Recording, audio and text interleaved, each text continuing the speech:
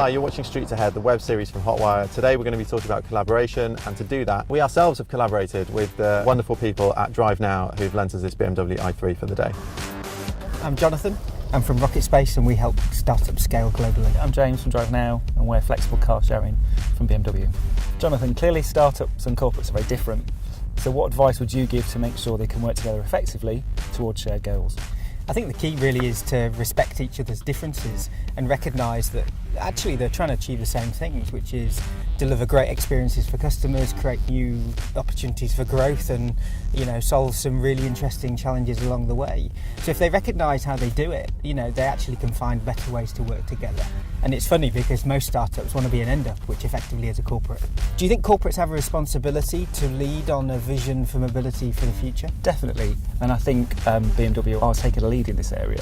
They've developed their BWI model, so we've got fleets of electric vehicles within DriveNow. But also, certainly from a DriveNow perspective, we've set a clear vision of what how we can help support cities and the challenges that they're facing. So, we take people away from that private car in a city centre environment, but we give them access to a car as and when they need it. And I think it's important that corporates do take that lead because they can really push the agenda and can help uptake of those services. And do you think it's important that both sides spend time to get to know each other? That it's not just straight into the detail, it's that relationship side of things? Yeah, I think so. It's always a balance between the two because speed is everything.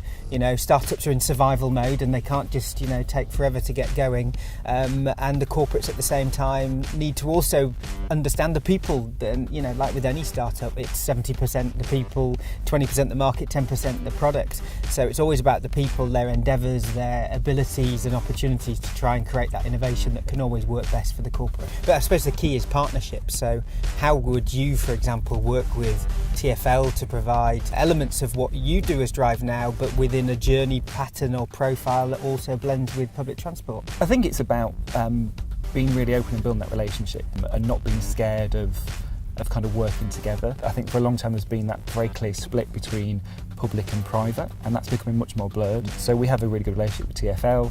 I think there's more we can do there.